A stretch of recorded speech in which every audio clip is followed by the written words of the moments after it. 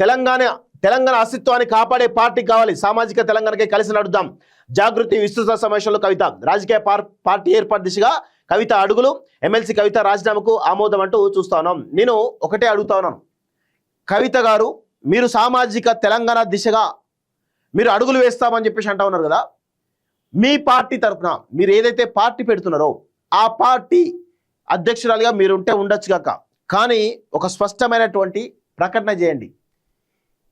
మా పార్టీ అధికారంలోకి వస్తే మొట్టమొదట ముఖ్యమంత్రిని మేము బీసీనే చేస్తాం అని దమ్మున్న ప్రకటన చేసేటువంటి అవకాశం ఉందా అని నేను కవిత గారిని అడుగుతాను.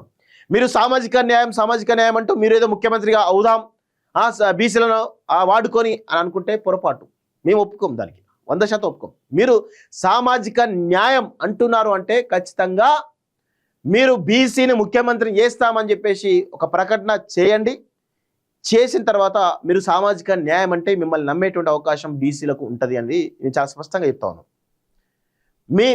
మీరు దయచేసి సామాజిక న్యాయం అంటూ మీ ఫాదర్ ఎవరైతే ఉన్నారో కేసీఆర్ చేసినటువంటి దళితులను ముఖ్యమంత్రి చేస్తానని చెప్పేసి దళితులు మోసం చేసే విధంగా మీరు దయచేసి బీసీలను కూడా వాడుకొని మోసం చేయొద్దు అని చెప్పేసి కూడా ఈరోజు మేము కోరుతా ఉన్నాం.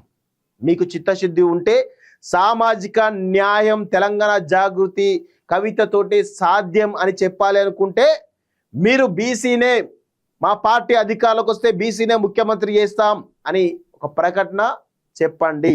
మీ పార్టీ ఐడియాలజీలో ఆ యొక్క పాయింట్ రాయండి, సిద్ధాంతంలో రాస్తే మిమ్మల్ని తెలంగాణ ప్రజలు కానీ ఇక్కడ ఉన్నటువంటి బీసీలు కానీ ఎస్సీలు కానీ ఎస్టీలు కానీ నమ్మేటువంటి అవకాశం ఉంటుంది. అప్పటిదాకా మిమ్మల్ని నమ్మరు. మీరు ఎన్ని రకాల స్టంట్లు వేసినా నమ్మే పరిస్థితి ఉండదు. అది గుర్తుపెట్టుకోవాలి కవిత గారు.